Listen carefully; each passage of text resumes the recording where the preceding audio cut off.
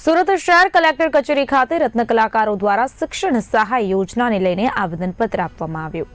સરકાર દ્વારા રત્ન કલાકારોના બાળકો માટે શિક્ષણ સહાય યોજના જાહેર કરવામાં આવી હતી, પરંતુ અંદાજિત 26,000 ફોર્મ રદ થતા રત્ન કલાકારોમાં ભારે રોષ ફેલાયો છે। રત્ન કલાકારોએ હાથમાં બેનર લઈ વિરોધ પ્રદર્શન કર્યું હતું અને મોટી સંખ્યામાં કલેક્ટર કચેરીએ પહોંચીને આવેદનપત્ર આપ્યું હતું। આ વિરોધ પ્રદર્શન દરમિયાન રત્ન કલાકાર બહેનો પણ મોટી સંખ્યામાં જોડાઈ હતી। રત્ન કલાકારોએ માંગણી કરી છે કે જે ફોર્મ રદ કરવામાં આવ્યા છે તેને મંજૂર કરાય અને સાચા ગરીબ હકદાર રત્ન કલાકાર પરિવારોને શિક્ષણ સહાય યોજનાનો લાભ અપાય। તેઓએ જણાવ્યું હતું કે ઘણા સાચા અને જરૂરિયાતમંદ રત્ન કલાકાર પરિવારો 13,500 રૂપિયાની શિક્ષણ સહાયથી વંચિત રહી ગયા છે।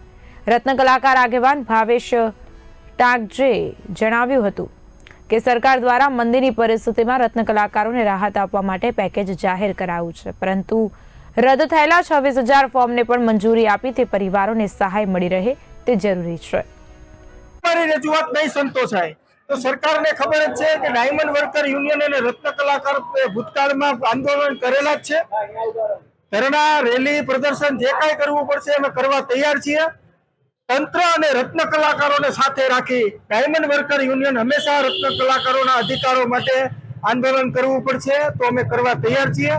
પરંતુ સરકારને એક મીઠો ઠપકો એ પણ આપવા માંગુ છું કે આવનારા સમયની અંદર સ્થાનિક સ્વરાજની ઇલેક્શન પણ છે અને આ એ રત્ન કલાકાર છે કે સમગ્ર ગુજરાતની અંદર વર્ચસ્વ ધરાવે છે, તો એ પણ તમારે ધ્યાન રાખવું જોઈએ। આ 26,000 અરજીઓ તમારા માટે કેટલીક લાભદાયી છે એ તમારે ધ્યાન રાખવું જોઈએ। વધારે કાંઈ કહેવા માંગતો નથી।